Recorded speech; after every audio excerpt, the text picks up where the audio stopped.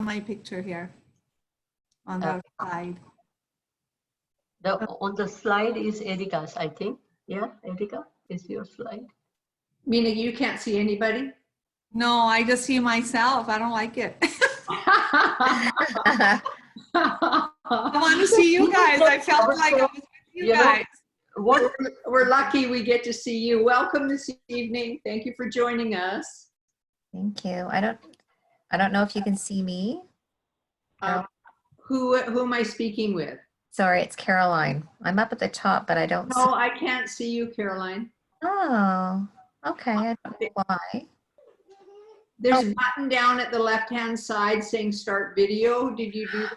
Oh, okay. Yeah, I think, Erica, you have to ask everyone if they want to open their audio, sorry, the video. Yeah, I'm answering everyone. Okay, so we should probably. If you could just mute and at the end we're going. Now we can see Caroline. There you go. Hi, there you are. At the end we're going to have a question and answer, but if you could just mute yourself for right now, please. Absolutely.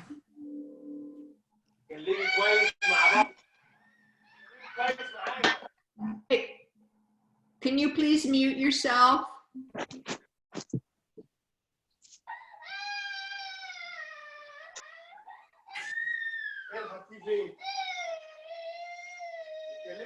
Wow, who's not muted? It looks like everybody is. I'm mute. If I see someone is not muted, I do that for them. Okay, I hear a baby crying and I don't see. Yeah, I muted that person. You can just kind of, Yes, I know I have the option to mute everyone. They're supposed to all be muted. Thank you. Welcome, Toronto. Welcome, Surrey. Thank you for joining us.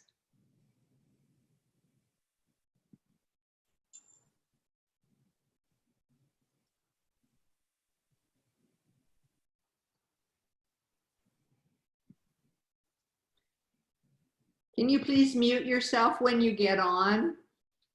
Can you please mute yourself? Whoop.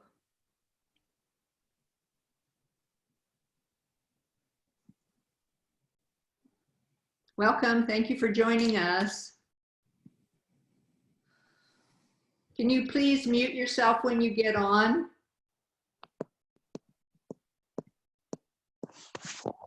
We're going to start in 3 minutes. Thank you for joining us.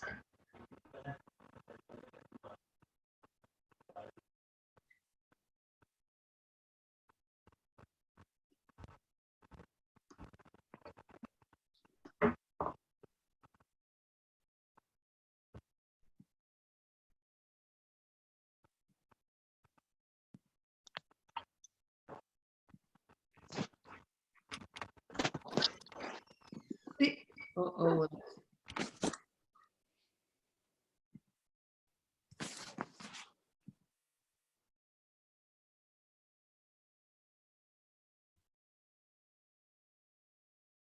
Hello, thank you for joining us.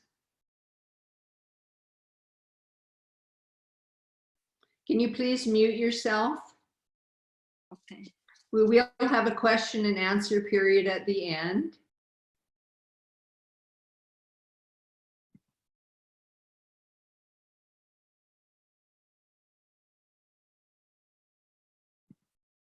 Neelam, are you looking at the chats? I've seen that. Oh, I did too. Hello from Toronto. Hello from Ancaster. Oh, and we have someone from Milwaukee, USA. Welcome, welcome to the Ayurvedic Association of Canada.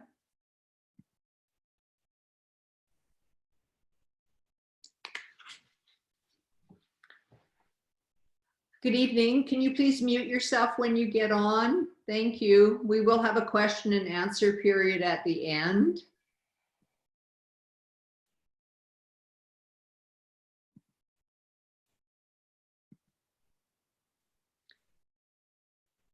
We have an exciting and inspiring talk this evening.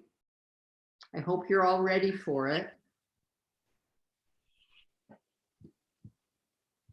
All right, it's 4 o'clock or 7. So I think we're going to start, and I'll just admit more people as they come in.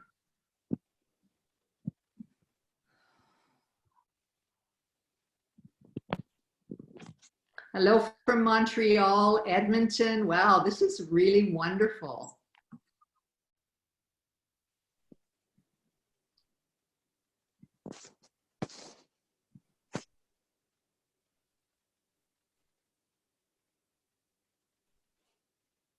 Welcome.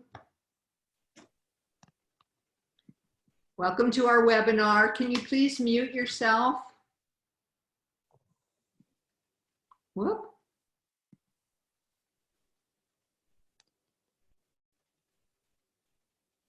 Can you please mute yourself until the end? At the end, we will have a question and answer period.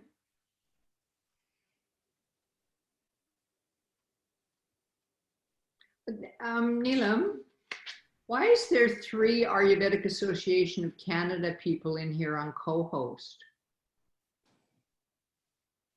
There's 3 logins. Is Paul on here or something? Welcome. Thank you for coming. Yeah, hello, Erika. How are you? Oh, that's why we have 3 people in. I see why. Hello, Meena ji, Neelam ji. Hello, Paul. Good to see you. Good to hear your voice. Thank you. Thank you. All right, we have 1 minute left before we're going to start. So please mute yourself when you come on, and we will have a question and answer period at the end. Erika, you will start the video recording? Yeah. Yeah, okay. What video? The presentation. Yeah, it's already on there. Can you see it, Meena, the presentation? I see, yeah, it is being recorded. Yeah, it is. Hi from Calgary. Hi from Vancouver. Thank you, everyone, for coming. Hello from Victoria. Ah, hello. How are you? Thank you. Hello to Brampton. We have people from all over Canada. That's what we're all about, expanding the knowledge of Ayurveda across Canada. So can you please make sure you mute yourself? And then you can unmute yourself at the end, and we'll have a conversation, and you can ask questions.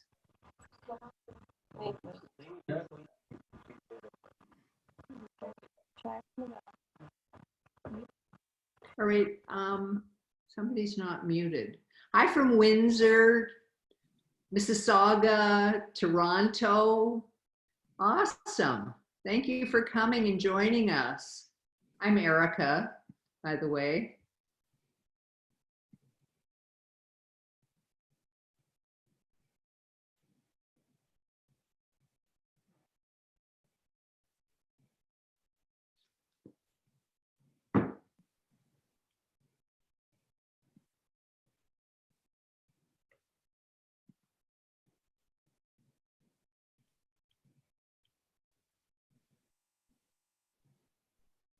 All right, are you ready to go, Meena?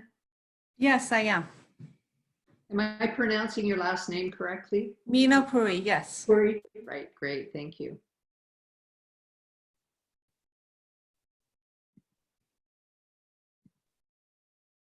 Welcome, thank you for joining us. We might have to wait a couple of minutes. There's people joining. Yeah, sure. I mean, I can also let them in as you started your presentation. Can you please mute yourself when you get into our webinar, and thank you very much for coming.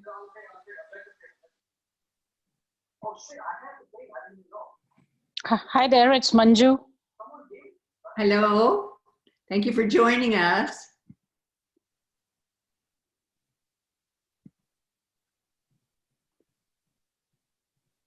Hello. Hello, thank you for joining us this evening. Oh, it's my pleasure. Can you please, Light. can everyone just mute themselves? And we'll have a question and answer at the end.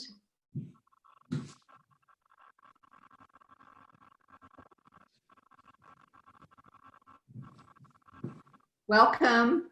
Thank you for joining us this evening. We have people from all over Canada. If you could just mute yourself.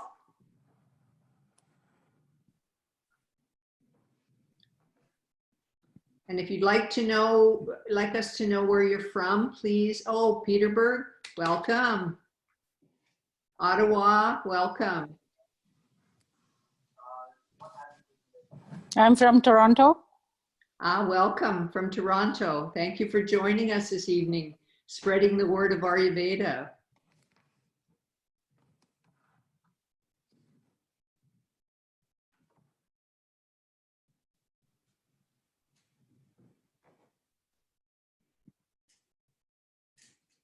Maple Ridge, hi, you're on the same coast as me. I'm from Kelowna.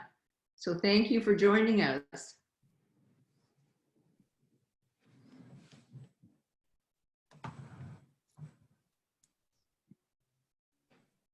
All right, I think we're going to start. I can admit people as we continue. Welcome to our webinar of the Ayurvedic Association of Canada. As you can see on the screen, we're a nonprofit organization, and our mission is to nurture and spread the mission of Ayurveda across Canada. And tonight's a great indication of us doing that. We're having people from all over Canada. If you'd like to join us, we definitely would need and like your support as a member of our association. And you can go to our website to see what our memberships are. We have lots of enthusiast memberships and professional memberships. And again, we would definitely appreciate your support. So I'm going to introduce Meena Puri to you. She's the founder of the Ayurvedic Healing Center, and she has 35 years of combined yoga and Ayurvedic training. She comes from a lineage of Ayurvedic doctors, and she has a best-selling book called Healing Your Relationship with Food, The Ayurvedic Answer. And she's going to give us lots of tips today on how to heal yourself. What I read in her bio was that she believes everyone can heal themselves, and so do I. So I think that's a wonderful statement and a wonderful mission for all of us to know that you have the power to heal yourself. So I'm going to turn the presentation over to Meena. Thank you very much for joining us and doing this webinar for us. We greatly appreciate it. And if you could just let me know when you need the slide change, that would be great, Meena. I will. Okay. All right, go ahead. All right. Hello, everyone. I've been just, it's interesting how just behind the screen, so much excitement can build up. So just as I'm, seeing people where they're coming from, I'm really excited to spend this time with you. And a big thank you to the Ayurveda Association of Canada.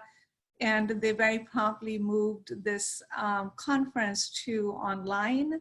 And I think it's wonderful because we can still continue the current needs that we have.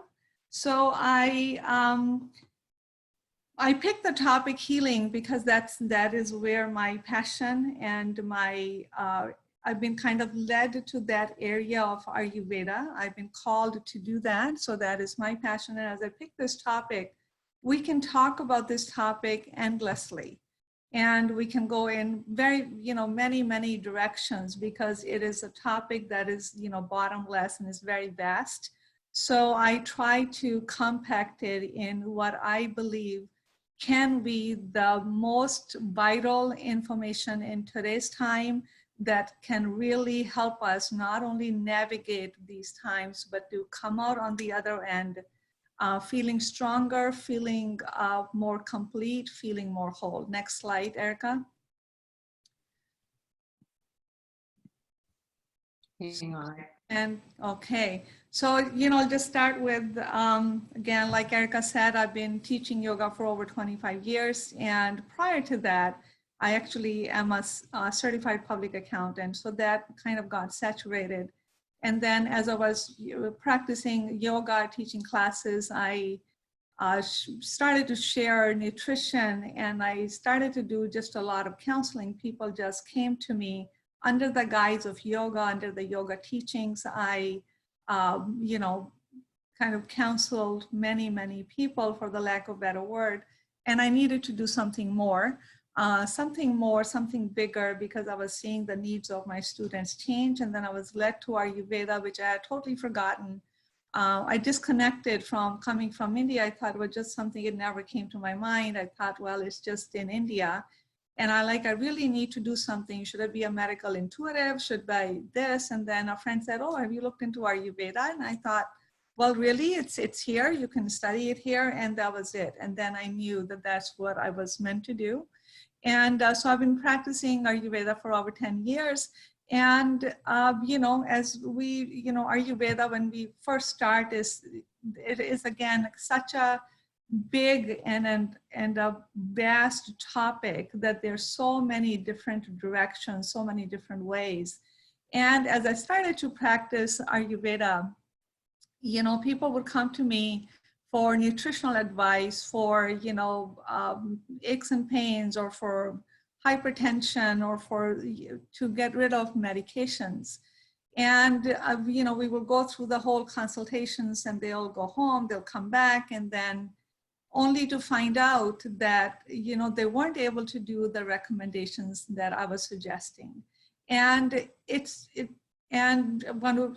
not just that, it's when people come, they come with multiple symptoms. And after taking their whole history, I'd like to know their thoughts on, why do you think all of this is happening? Why do you think from, having back pain to, continuous falls or sleepless nights, what do you think is really going on with you? And as I ask them that question, it takes them into, they begin to tell me their story. Well, this happened and that happened. And, clients begin to cry. This trauma happened, that's happening. And just so really the stories that they had, the experiences that we had, is what led to them feeling the physical symptoms. So, and even when I continue to, suggest and tell them things and whatever, it took a lot of times and a lot of effort for them to begin to change things, because there's something behind the stories that they were not able to get to, that they were not able to understand and connect the dots. And so I put it here, my personal experiences. So, healing is such a topic. It's not that we can enclose in a textbook, because there's so much about it. And my biggest teacher has been my own personal life experiences. And I always jokingly say, my life is a lab. Anytime when I go through my own personal challenges and I look deeper inside it, look at the bigger picture, I'm led to insights and wisdom, will. And before I go to the office and the client shows up with that challenge, I hear that. And that happens again and again and again. Next slide, please. I just have to close this. Hold on one second. So what was behind, the mental structures and patterns is the energy. So when we think about mental and emotional, it is not something we can touch. It is not physical. There's an energy behind us. It's an energetic part of our being. And anytime when we have mental and emotional patterns, mental and emotional challenges, what we do is we make sense of it. We think about it in that we, try to calm ourselves by thinking about it or by talking through it. That's the talk therapy. And then many times we kind of, bubble it up with like, well, I have to forgive, or it's good enough, or everyone else is experiencing that too, or maybe it's really not that bad. So we kind of put a nice bubble around it, which is necessary in order for us to do life. But what that does, the experience that we are having, it still remains.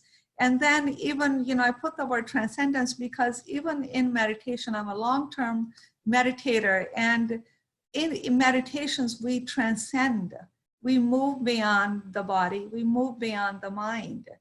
And moving beyond, and that has, a lot of benefits, but there's a lot more to that. So next slide, please. So I put that here because in our current time, what we are experiencing, whether when we are listening to the news, when we are listening to somebody's stories, and we are understanding what's happening across the country, it is not possible to shield ourselves completely from the news because we are right in the middle of it. So many times, we hear, some close person who has died or somebody who's in a critical condition at the hospital. And, we quite don't know what to do with that. We push it aside or we do a little prayer, but that news, it carries a little fear with it because, we begin to become afraid of our own mortality. And those experiences, they are happening as we speak. And it's those experiences that when we don't quite know how to metabolize, that's what turns into, these are traumatic experiences. That's what gives result to post-traumatic stress disorder, because we don't know what to do with those experiences. So currently we are going through a global trauma. And right now, we're still in the state of high alert. We are, there's an uncertainty about what's going on. There's no time period. We don't know how we're going to get back to the life that we have left behind. So there's a lot of unknown, and we're having all kinds of different experiences. But at some point in time, in a year or 2 years, when we can kind of relax and feel safe, that's when these experiences will come out. So instead of being shocked and being blindsided by those experiences, if we understand a little bit now as to what to do with these experiences, I think that we can navigate these times with a little bit more grace, a little bit more wisdom, and come out on the other side feeling stronger, feeling healed, feeling whole, and feeling a full spectrum human being. So the subconscious, as we know, we have two minds, conscious and subconscious. Our subconscious experiences, is what runs 95% of our life. 5% we're conscious. The 95% is what runs the life, and that's what takes us into those continuously repeating the same old habit patterns. So next slide, please. And how do we connect? How do we connect? What Ayurveda has to do with healing? So as we know, Ayurveda is a study of consciousness, from the physical all the way to the non-physical. That's why Ayurveda is not just a science, it's art and the science. It's the non-physical part is where we need a lot of art. Science is, more on the physical side. So the forte of Ayurveda is to look at the root cause. So when we look at the root cause, root cause is not a one point, one place, okay, that's the root. It's an ever-changing dynamic field. Many people, many times we think, well, the root cause is my diet. So I'm going to go ahead and change my diet. Perfect. You change your diet, you begin to feel better until you come to a place where your habits, even when you know what to do, your habits come in the way of repeating the same old pattern. So when we come to that place, it's like, then where's the root cause? Why are you repeating? Why are you doing the same old, even when we know better? And the answer lies in, well, subconscious. Well, I have, there's that sense of feeling not good enough, or there's a guilt or shame. There's all kinds of psychological, energetic patterns that are in the subconscious that are coming in the way of us making the physical changes that even when we know to make, we cannot make. So that field, that dynamic field, the subtle energetic field is the pure consciousness, we can call it source, the one, or the creator, or God. And that's the quantum field of all possibilities. That's where life happens first there. So let me explain what I mean by that. So, our thoughts create our world. How? With the thoughts create the emotion, emotion lead to the action, action creates our world.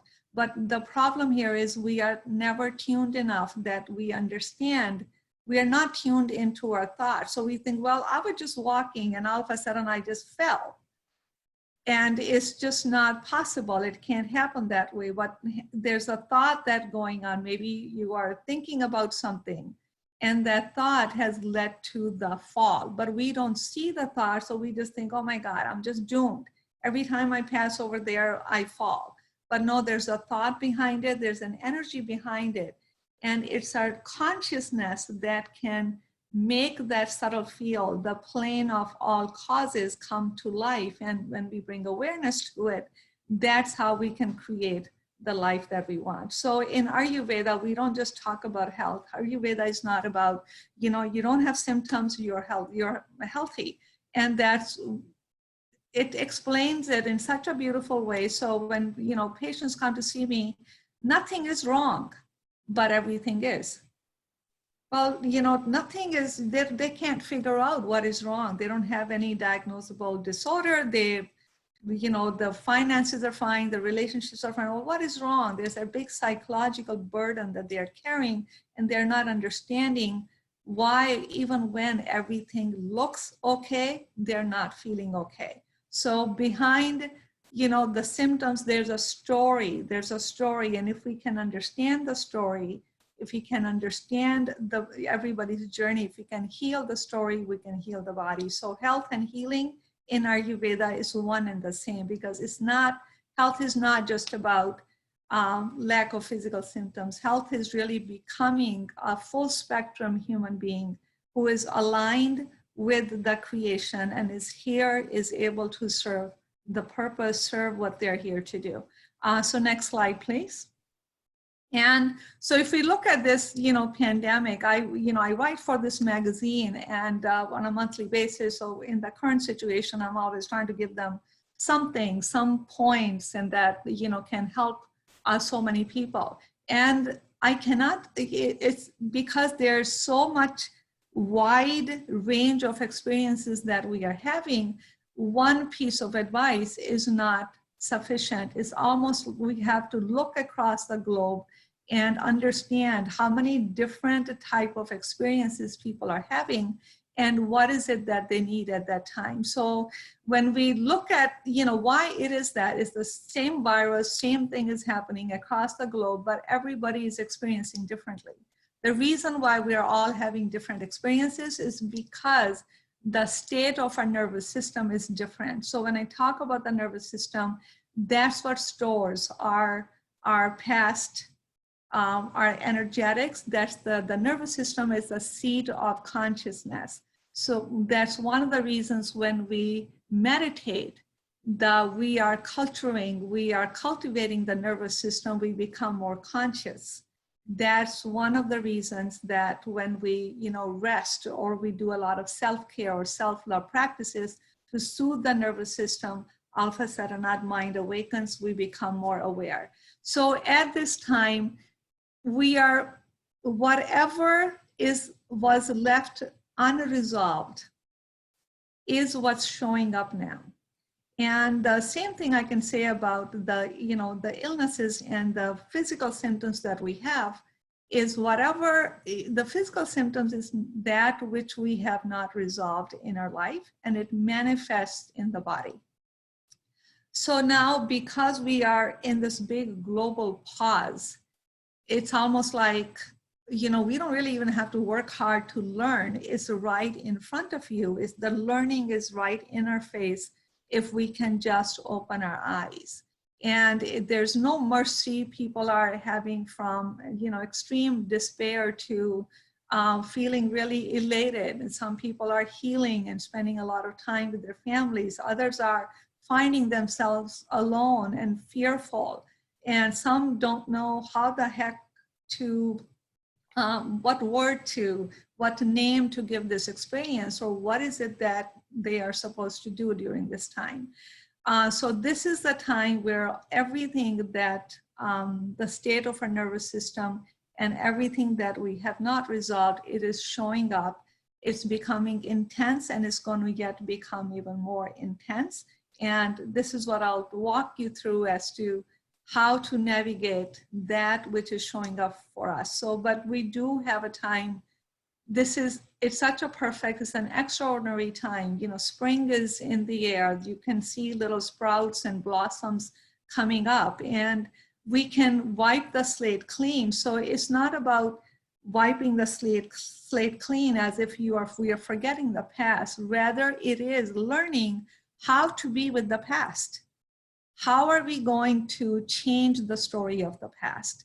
So what really, you know, it is power of the love made perfect. We understand love. Maybe we understand love is very powerful. What really love is in the perfect sense, what perfect love is, and that's what we will discover as we move on. So next slide, please. So as I mentioned, behind the energy, behind the emotional, complex emotional structures, what it is the energy. And what are the key principles to understand energy is energy can neither be created nor destroyed. It can only be transmuted or transformed. We know that from physics. And another thing to understand that our current life, so if we understand the first principle, which is energy can be created or destroyed, it leads us to the second principle, that our current life is a continuum of many past lifetimes, because we are energy. We are energy. We did not just, you know, energy just didn't pop out of nowhere when we took birth. It's been with us from billions of years. So our current life is a continuum of all the past lives. Next slide, please. And so, you know, healing, what is healing all about? Healing is about making whole. So Ayurveda is a holistic practice because it looks at the person as a whole. Our symptoms are not separate from our way of thinking, our way of being, our stories. And we live in an opposite world where there's night and day, good and bad. So the healing is about merging that all together in one flow of love. Healing is about bringing fear to love, showing love to our fears. So it's including all creation, all life in one flow of love, kicking nothing out and not making anything good or bad. And it's just, there's so much to it. It's an organic process. It's not something, it's not a magic wand that I decide I'm going to heal today and I'm going to heal today. It's much more than that, but all we are asked to do is to lean into the direction. So next slide, please. So, you know, why the bigger context? And in any, even in our personal situations, even if, you know, two people are arguing, if we continue to argue, we're going to get nowhere. So how do we gain more perspective, a bigger perspective? It's like, you know, go take a walk, go for a run, move away from that place, and then new ideas and new way to think about the solution, think about the problem comes to mind. So that's why we look at the bigger context. And the bigger context, look at what's happening globally.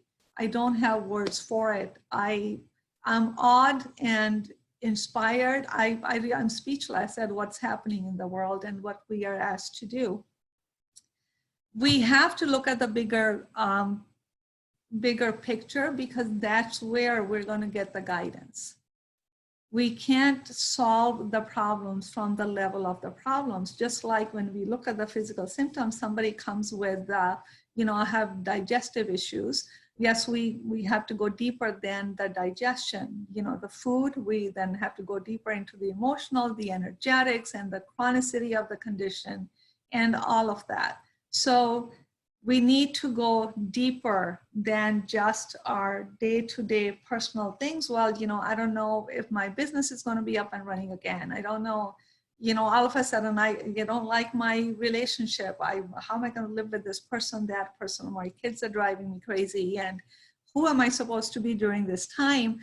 Answers to all of these day-to-day challenges are only going to come from once we look at the bigger picture. And unless we look at the bigger picture and anchor in something larger than ourselves, it'll become very difficult to navigate these times. So whatever is happening globally, it's happening on a personal level. It's not a coincidence that every second person you talk to, they're kind of having similar experiences. You watch the news, whatever is happening in India or Italy or any other part of the world, or in US or Canada, it's funny and amazing at the same time how we are united in our experiences. So there's something, there's the creator or the consciousness, there's a lesson being taught here. There are answers being shown to us. So we have to be able to see those answers so we can navigate our day-to-day living. Next slide, please.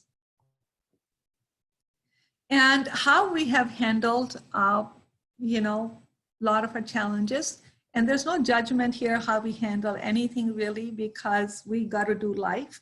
But in the, in the Ayurveda and the holistic practices, we transcend through meditation practices. We transcend the body, we transcend the mind, we go connect with the source of life, which is our pure consciousness, or we, pay attention to what we want to grow. You want to have a, again, that's why we do a gratitude journal. Pay attention to what you already have so you can have more of that. And yet, the very best what we have done is intellectualize the healing. We talk about it, there's talk therapy, we try to make sense of it, and there's nothing wrong with that. We do need to make sense of it. This is how we process our experiences.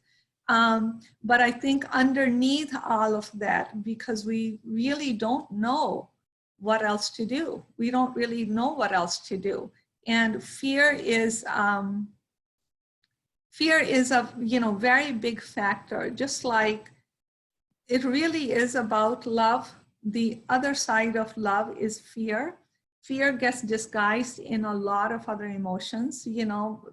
I can name, from feeling guilty to shameful to feeling victimized to feeling not good enough, et cetera, we can go on. And so these times are really about loving our fears. What we have done, we have transcended the fears. We have pushed the fear aside. We have intellectualized it.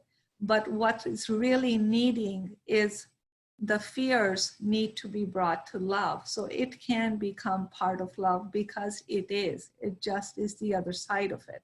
Next slide, please. So the wholeness of love includes everything in it.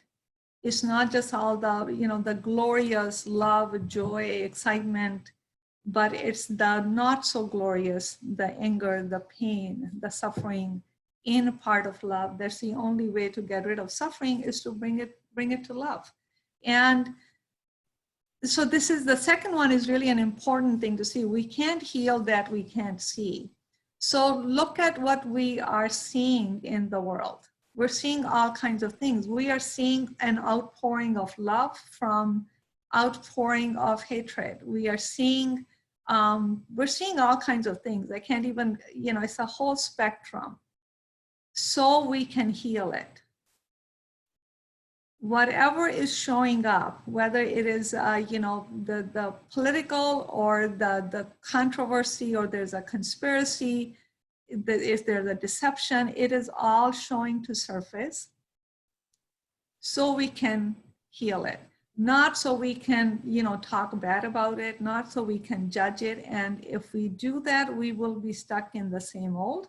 But if we understand the purpose, why this pandemic is revealing what it is revealing so we can see. So what really is happening is a process of healing, and we have to allow that process. You know, it's again, you know, I was talking to a client. I did this slide early in the morning, so I put all kinds of stuff in there. Experiences are like raw material, finished product is the healing. So, you know, whatever we are experiencing, we have to experience it so we can see it. We are seeing it more united in the global sense, but even before pre-COVID days, this is what was coming up. This is what's showing up in my practice. This is what was showing up everywhere. Life wasn't working. People were feeling all kinds of things. They were going through all kinds of difficulties and suffering. And, you know, they were numbing it with either, you know, alcohol or food or substances or many, you know, multiple distractions. So if we think that, you know, why do I continue to suffer? If the perspective is, well, I suffer, I'm just doomed, you know, I don't know what to do, that's a different, you know, then that's what will happen. But if we look at the suffering and say, why am I here? What is there for me to see and learn? And understanding that it's here to make us heal, then there's a little relief. It's like, okay, I'm here to heal. So how it is that I can heal? And many times we spend hours talking about how everyone has hurt us, how everyone has done us wrong. We can now talk endlessly about the politics and about different people. And what's the point of that? It's not going to take us any step closer to becoming whole. It's going to keep us in the same old, same old, same old. We're going to continue to circulate the same energy and giving it more force, more force, more force, and more power. So I think of that as a healing team. You know, those experiences, those, you know, tragedies or traumas that have hurt you the most, those people that you have hurt, that have hurt you the most, and we all hurt each other. We are human. They are part of the healing team. Nothing happens without our soul's permission. And it's a contract that we have with each other. At the end, we're just really walking each other home, walking each other to wholeness. And so when we, you know, in the third dimension being, we just, you know, we see the body, we hear somebody's sound, and we feel this. So we're kind of very physical. To become a fifth dimensional is about intuiting, is about cultivating our intuitive power, is to see the unseen, is to notice the powerful subtleties of our being, the subtle life that's happening underneath. And that is what we are called to do. I think we are called to become fifth dimensional being. Why? Because we can. We have that power. We have that ability. We have that potential. It's all sitting there to be cultivated in the nervous system. Next slide, please. So I know some of the names of the slides you may find redundant because there's just so much to talk about under each. So this is how this happened. What do we all want? We all want money. Why do we want money? We all want to be happy. What does happiness bring? Ultimately, really, we want freedom. We want to be free. We want to be a free soul doing what we want to do. We want to be able to carry out our purposes. We want to be freedom. We want to be free from suffering. When we are free, that's really when we become powerful. And it's interesting how to be free, we actually begin to control things, hoping to gain freedom by controlling, but actually what happens, we ourselves become controlled and we limit our potential. So this vicious cycle of coming in the way and suffering and still wanting to get freedom, but just going in the wrong direction. When we tap into our own power, and we tap into our own power by us, keep on the same slide. I will go back. No problem, that's okay. So when we,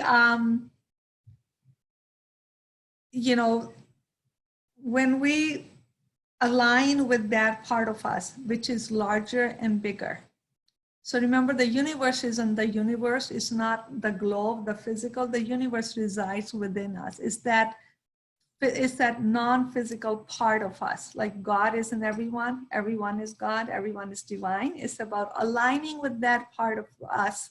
When we align with that, then we become a co-creator. Nature, God is asking us to do something here. If we don't follow suit, we're going to be dragged. We're going to be hurting. So if we kind of go against the current, go against that which is bigger, it's going to become problematic.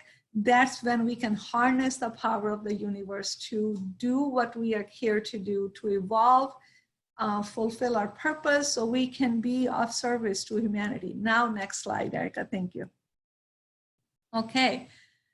So at this time, I'm going to have you go through a little meditation, if you will, please. So take a minute, close your eyes. Get settled in your body.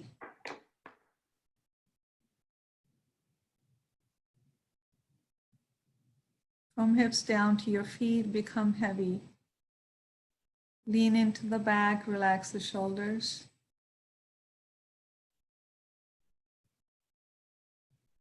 Listen to the sound, movement, and the rhythm of the breath. Conscious breathing.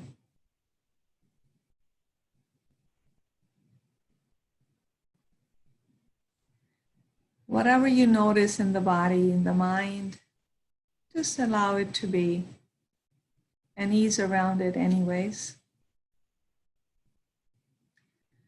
You're going to gently drop the mind into the heart. So you're just kind of thinking about the heart.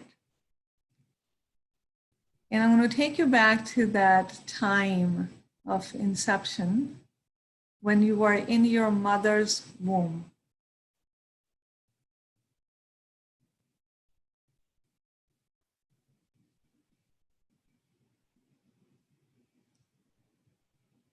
What does it feel like for you to be in your mother's womb? What did it feel like? So you may see images, vague images, sounds, a feeling sense. So just tune into that. Don't doubt yourself. You just experience what you experience. If you experience nothing, notice that as well. And very good. So just kind of put that aside, like you put it on a piece of paper and just know it in your mind. And I'm going to move you through another little exercise. Take another deep breath, get settled in your body. So just gently scanning over your life from as far as you can remember, 5-year-old, 10, 15, 20, in your 30s, in your 40s, 50s. Is there a recurring pattern or a recurring theme in your life? Perhaps the theme is feeling abandoned. I always feel abandoned. Perhaps the theme is not good enough, lack of self-esteem. Perhaps it's being victimized or isolated, or there's energies of guilt and shame. Whatever that is, see if this is continuously kind of with you throughout your life.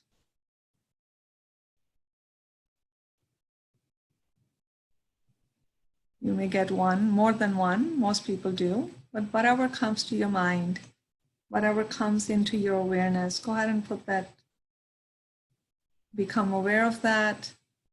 Gently open your eyes and just, note it down in your mind or on a piece of paper. Next slide, please.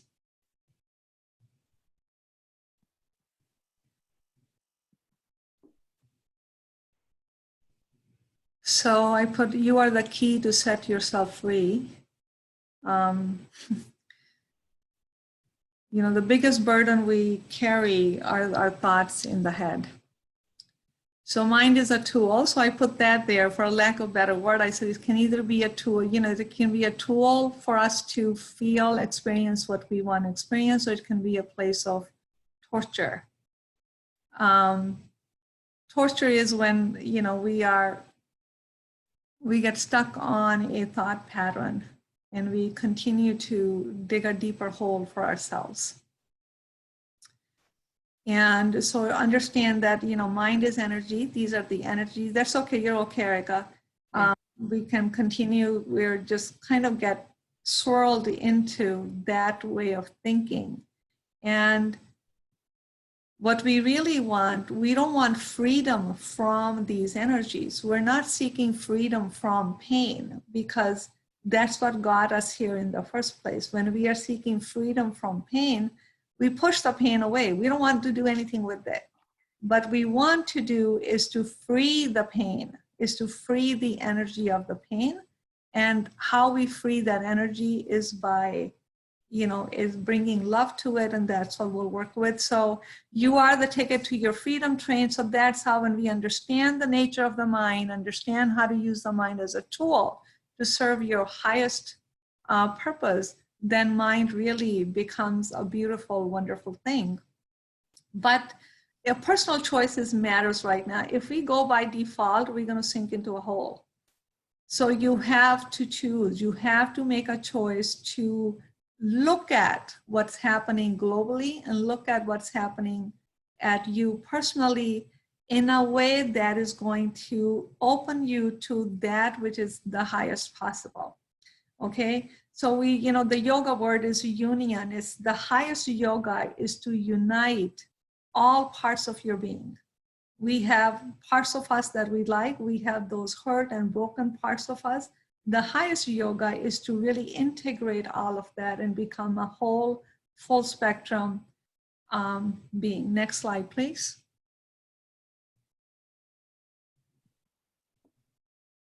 So yeah, there's a technique that I have learned, and I work, it's things that we already know, but I've kind of put it in a nice context so you can understand it.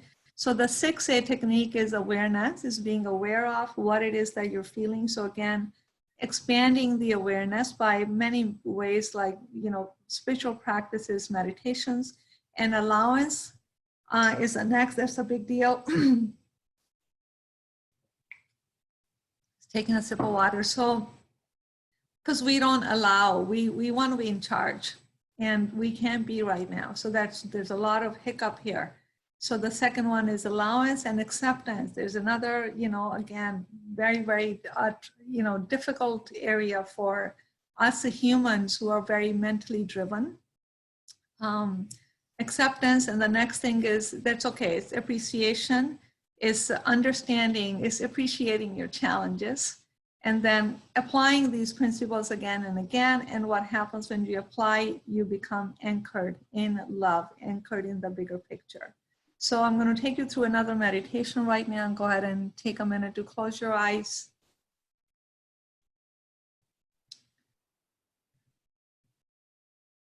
Take a deep breath, get settled a little bit more into your body.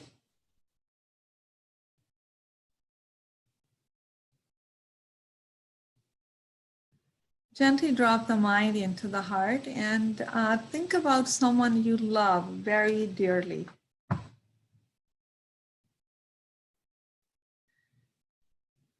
Open your heart to them.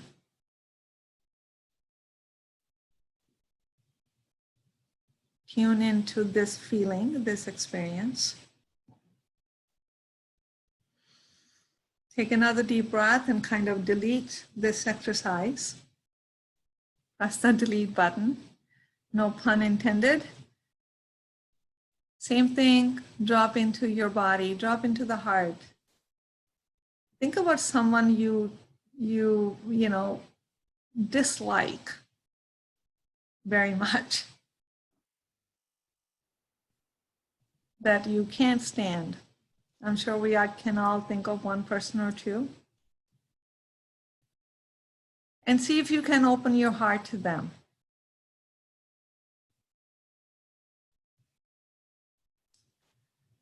So register that experience, note it. And go ahead and gently open your eyes. Next slide, Erica.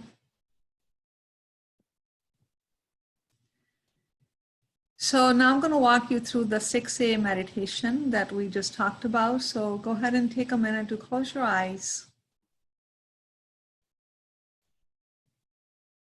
Take a couple of deep breaths, get settled in your body. I know we're kind of rushing through that, but that's okay. I just wanted to give you a little taste. Drop the mind into the heart. And you're going to pick one thing, one incident, one scenario, one part of your life that is just really not working, brings you a lot of pain and suffering. Go ahead and bring that into your awareness.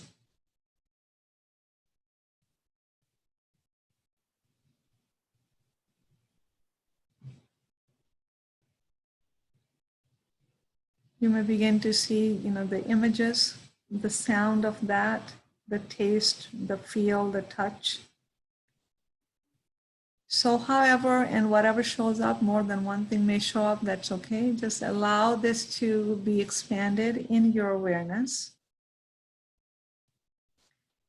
And right at this time is where, the mind will say, well, I don't want to feel this.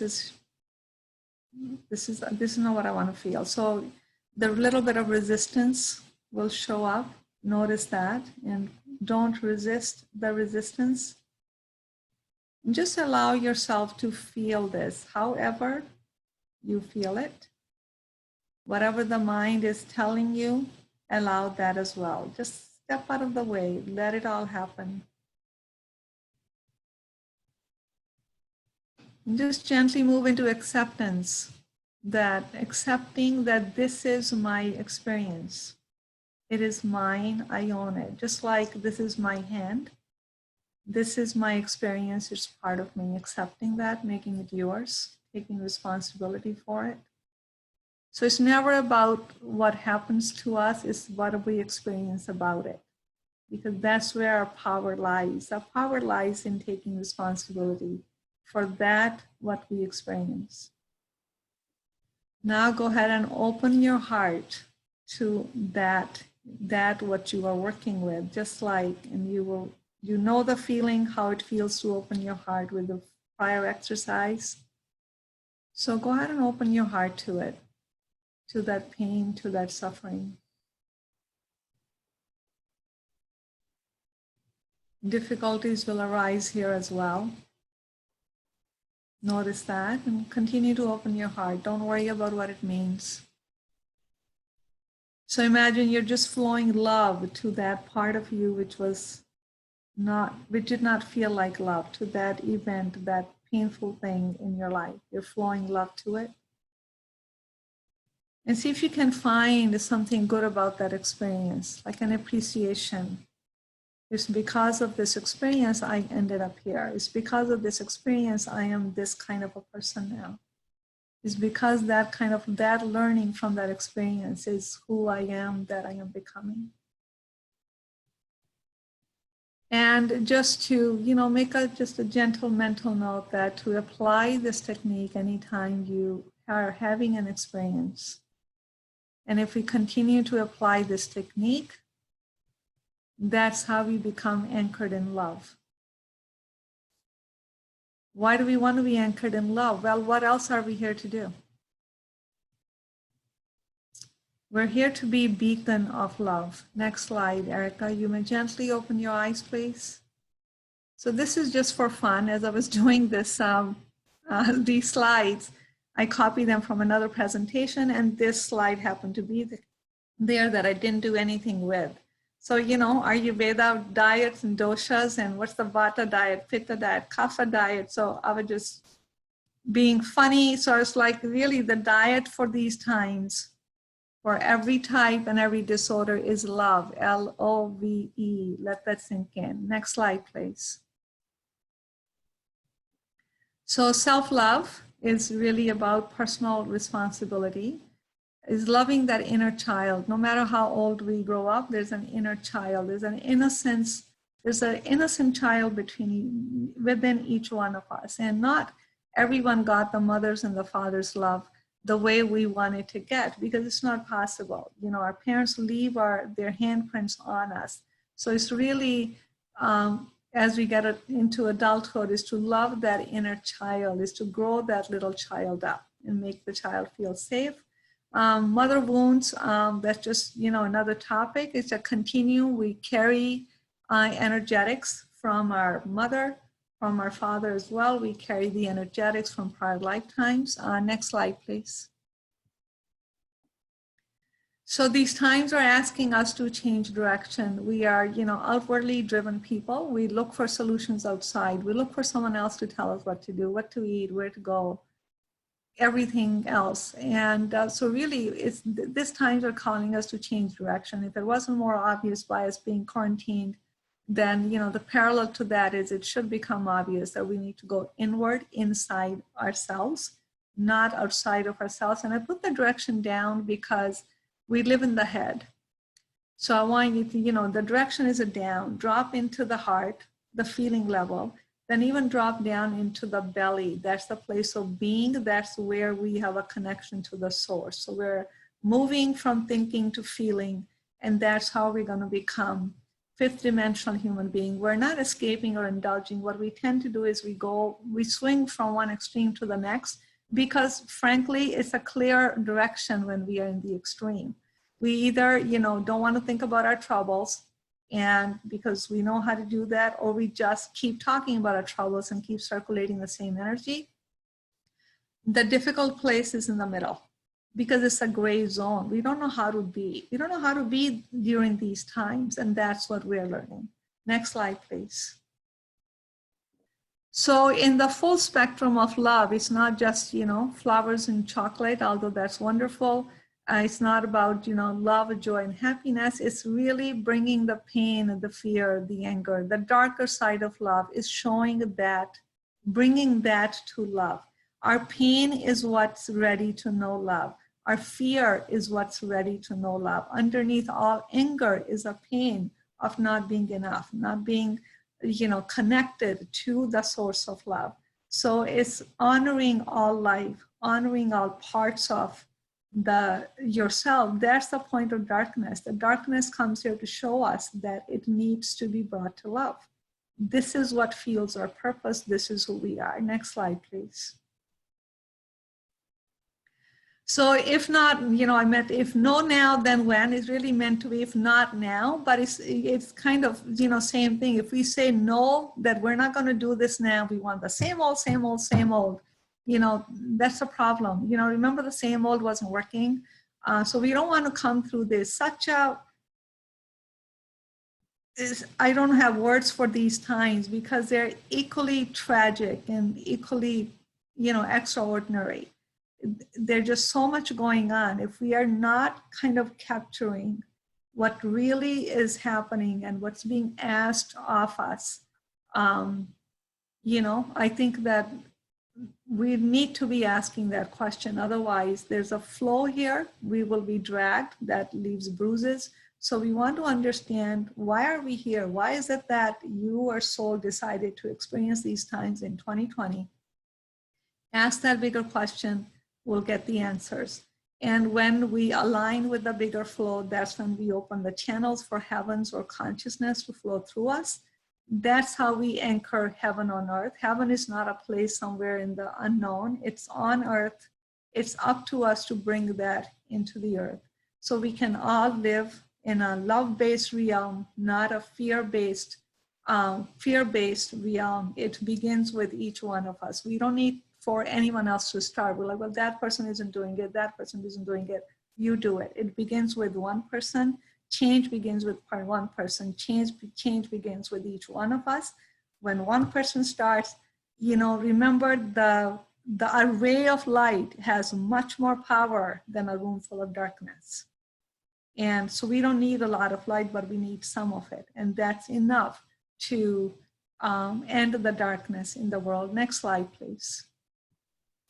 So when we kind of do all of that, we become a 6-pointed star that, you know, if many of you made this a Star of David. The 6-pointed star is in the heart. The 6 points are your physical self, your emotional, mental, your higher self, which is anchored in the heavens, your soul, your spirit. When all of these become integrated into the heart, that's when the full healing of the wholeness of love takes place. And that's how we become the 6-pointed star and a beacon of love. So thank you very much. This is the end of the slides, and here I am. So go ahead, and Erica, go ahead and open for questions. And Yeah, I just will stop the video first. okay, sure. There you go. So happy to see all of you. I was kind of, alone staring at the screen. So if you have a question for Meena, thank you very much. That was inspiring and enlightening. If you have a question, can you please just unmute yourself and ask the question, and then mute yourself again.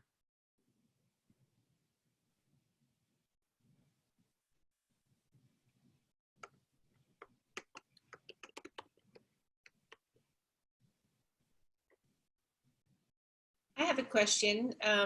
This is Catherine speaking. I'm wondering also if you use any mantra for sometimes in your meditations. Yes, I do. Actually, I practice heart-based meditation, which is mantra-based. And I think mantra is a great way. There's a sound that the mind anchors onto to stop fighting. And yes, absolutely. Any mantra is useful. Hi, can you hear me? Hello? Hi, this is Dr. Aman. Can you hear me? Could you turn your volume up a little bit? You're very low. I will try.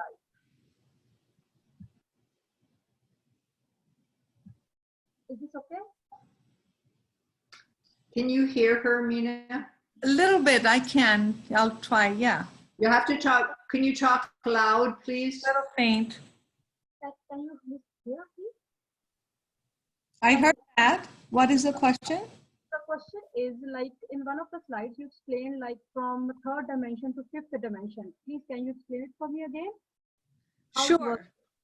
Yes, yes. So, third dimension is we're kind of very much physical, on the physical plane.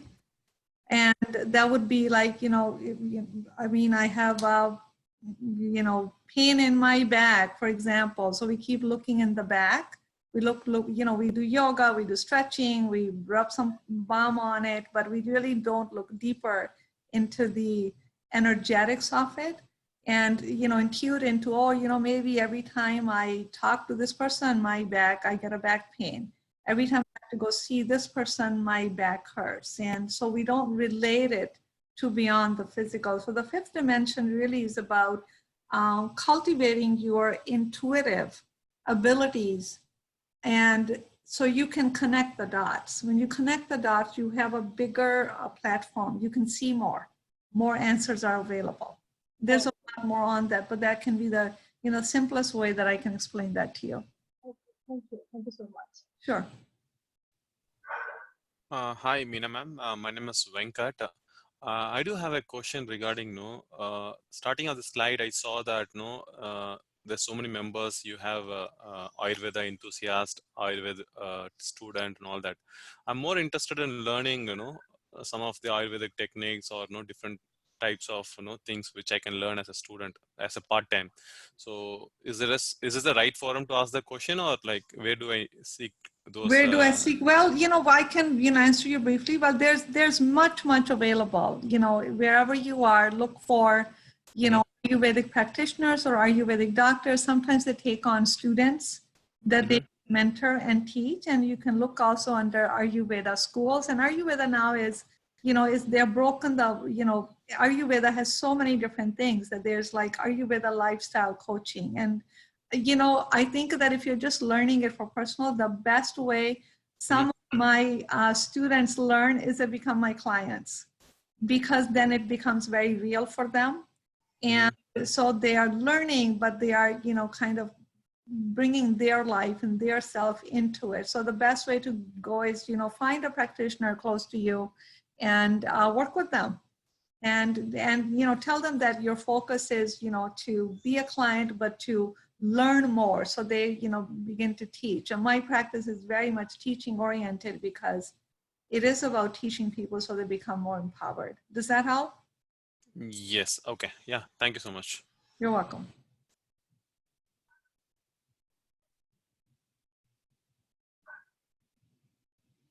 Hi, Meena. It's Sonia. Hi, Sonia. Good to see you. Glad you made it. Nice to see you too, and I'm so happy to be here with everyone. Good, good, good.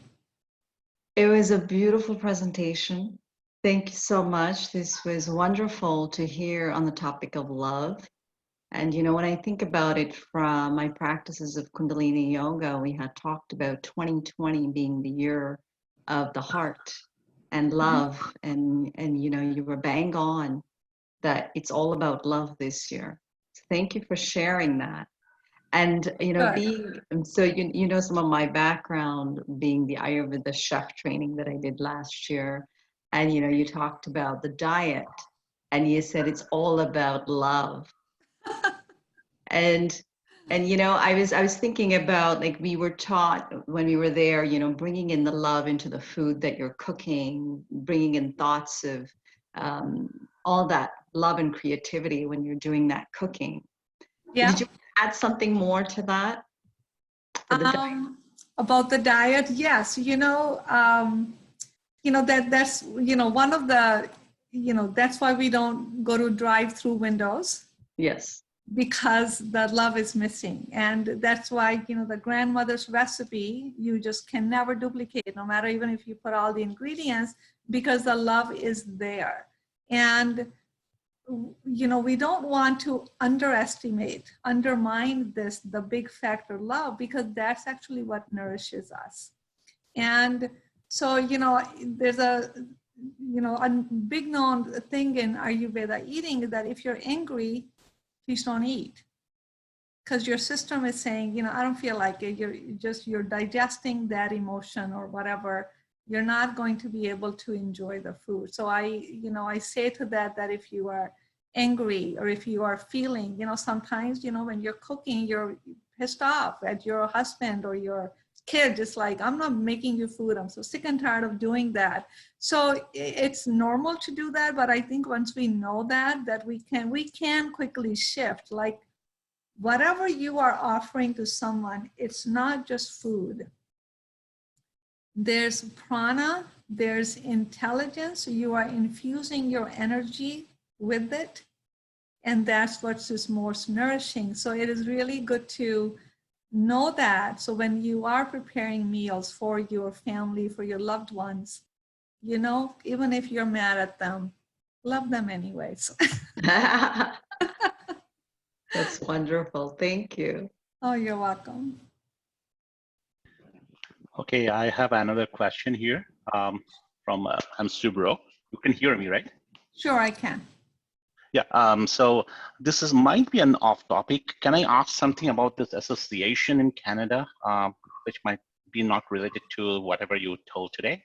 Yes, if you could email us at the Ayurvedic Association of Canada, that would be a more appropriate place for us to answer that question, unless it's a simple question.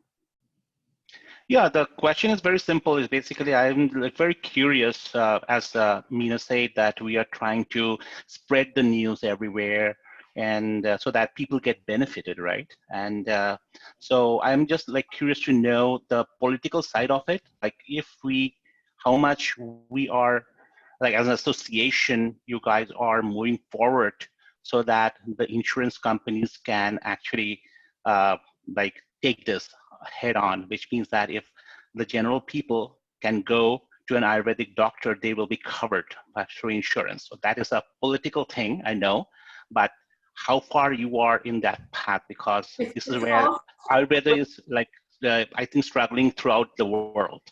It's also a very, very complicated question. Right.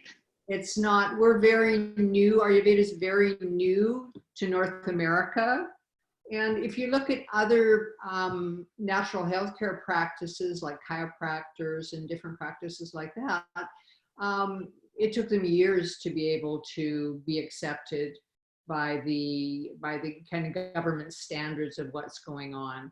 I mean, we are making moves forward to, you know, at least if we're not going to be regulated through Health Canada, at least have some regulations about who can say that they are an Ayurvedic practitioner, and to actually be able to have some credentials to do that. I think that's a very important piece for the general population to have, is that we do have credentials that we need to be able to call ourselves a therapist or call ourselves an Ayurvedic practitioner, as opposed to, you know, people that have had 20 hours of training.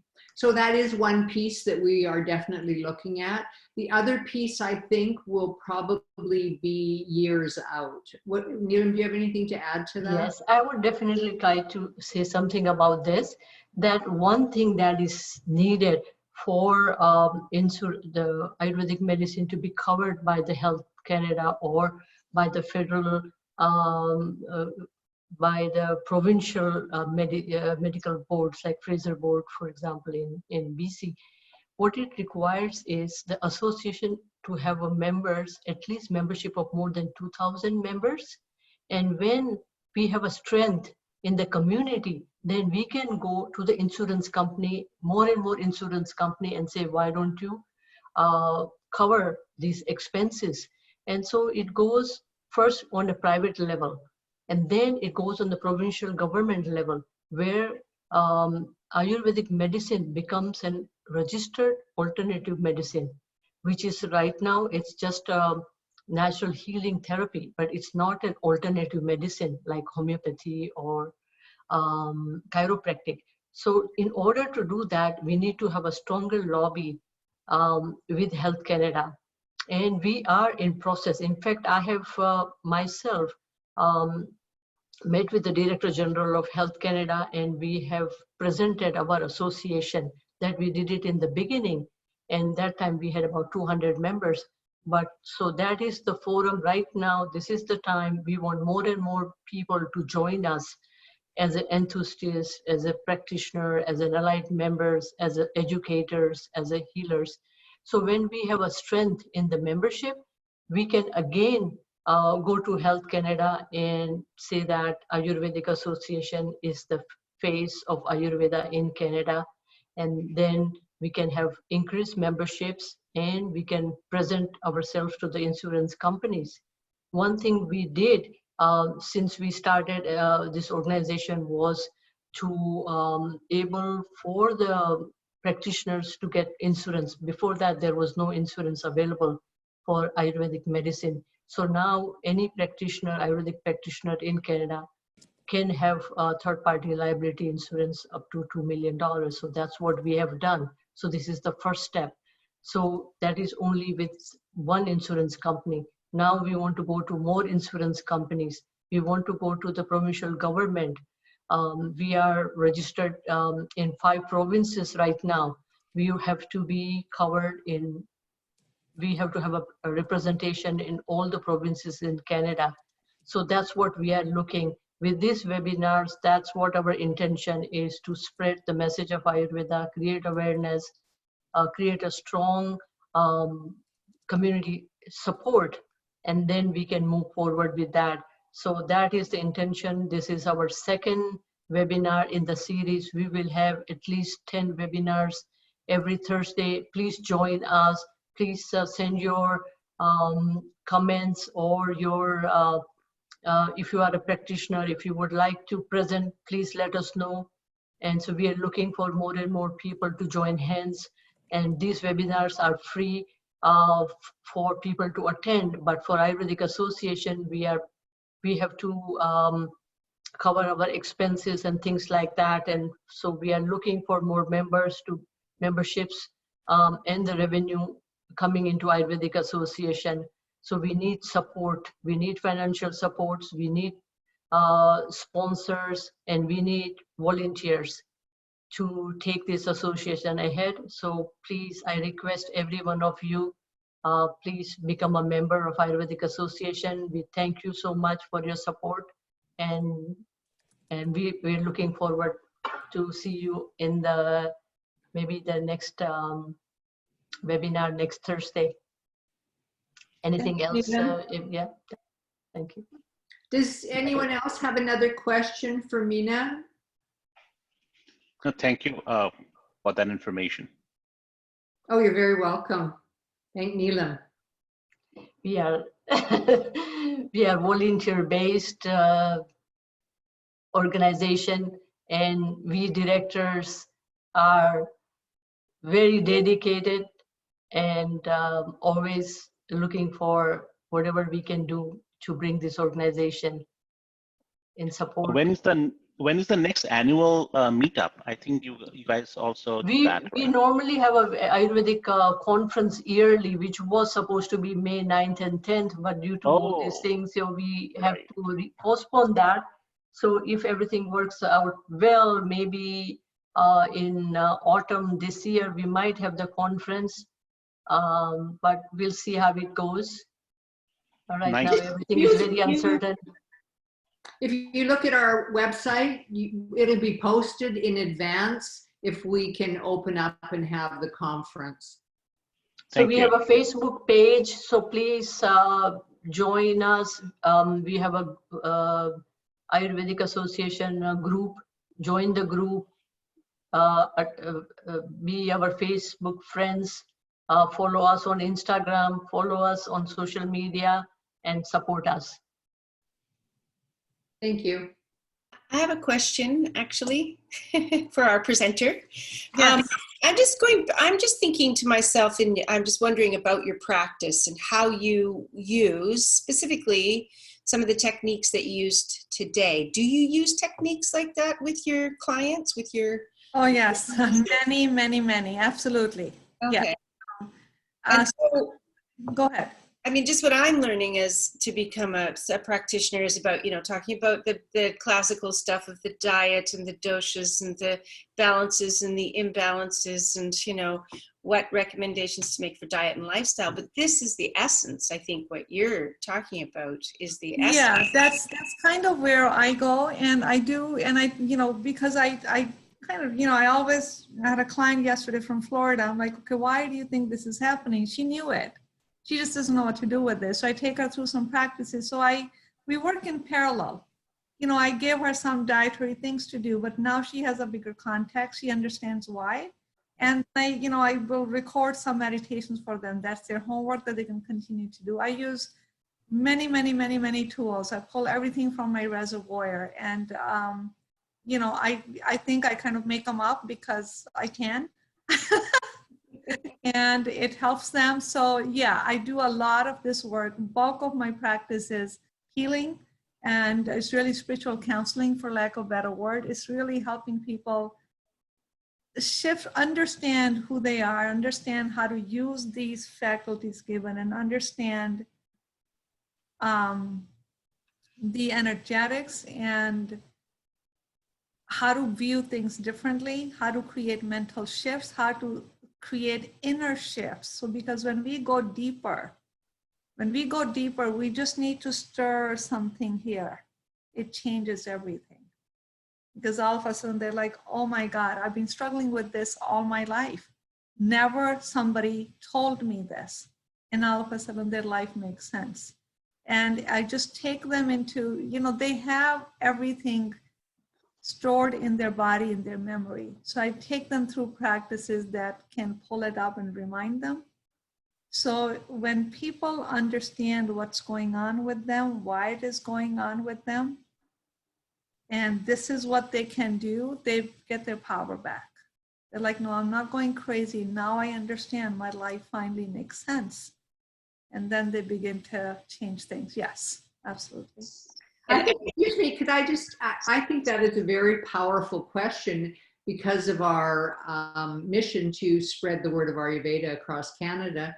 I think a lot of people, the general population that doesn't really know about Ayurveda yet, does not realize that Ayurveda from a food and herbal perspective is the sister science of yoga. When yoga becomes therapy as opposed to a yoga class, it is part of an Ayurvedic practice. So thank you very much for that question. I think it's a great piece for the general population to begin to understand. No, it really is. And because people think Ayurveda, I've had doctors call me. It's like, I have inflammation in my colon or whatever. Do you have an herb for that? And I'm very, and I said, I'm sure there is one. Well, you know, can I just, you know, send my daughter or my wife to pick it up? And I said, no, I'm not a pharmacy. And no, you may not do that because their understanding is herbs. Really seriously, you think day in, day out, I'm prescribing people herbs? That'll be a very boring practice. I'll get tired of that. It's like, so that, yes, they don't understand that herbs is just really 10%. Diets is okay, that's another area, but it's a deeper science that, you know, we can spend our lifetime trying to understand, but it's a wonderful science to learn how to live fully. So, yes. Can you hear me? This is Venkata. Yes, I can hear you. Good evening, and today's webinar is wonderful. I would like to be taking your service, so whom to contact and what's the procedure for that? So you can go to my website, ayurvedichealingcenter.com.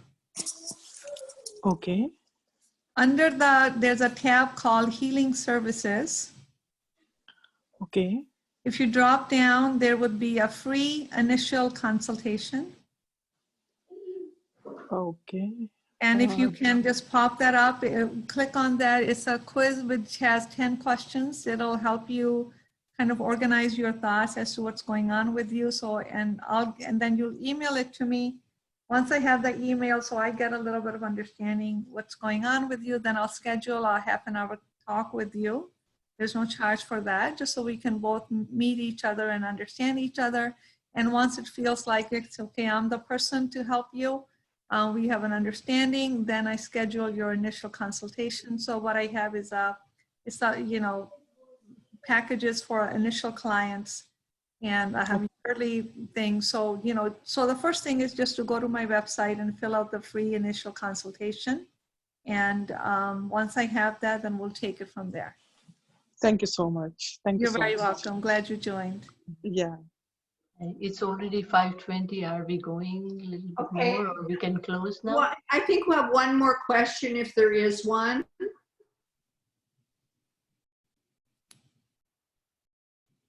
And if not, I didn't realize it was so late. It's been. So Erica, Yeah. I just want to leave people with this one thought. The lasting thought is, you know, the stuff that I talked about, and to take it from the higher global to the personal is very intimate and personal. Okay. And that's why many times we don't get much questions, because it gives you a lot of food for thought, and that's okay. I want you to recognize that. It's very intimate and personal work. So it's really between you and you. So just pay attention to whatever this information presented for you and allow yourself to be with it. And you can go to my website. There's a lot of teachings and podcasts you can listen to, and, you know, I just explain how you can get in touch with me if you need to do that. Meena, could you give that your website again? Someone on the chat just asked for the website. Okay, so the website is Ayurvedic Healing Center, is one word, .com. Perfect. And yeah, and you can get a lot of information there, fill out the questionnaire. Absolutely. Well, thank you very much for your time. Yes, thank you. And as Neelam said, if you'd like to join our association, we would very much appreciate and be grateful for your support. And we will have the ability to re-watch this video either on our YouTube channel or on our website. So just stay tuned. We have everyone's email address. When we have that information, I'll make sure that you all get it. Okay, thank you, and take care. Thank you, everyone. Thank you, everyone. Be well. Thank you so much. Bye-bye. Bye. Bye. Thank you. Bye. Bye.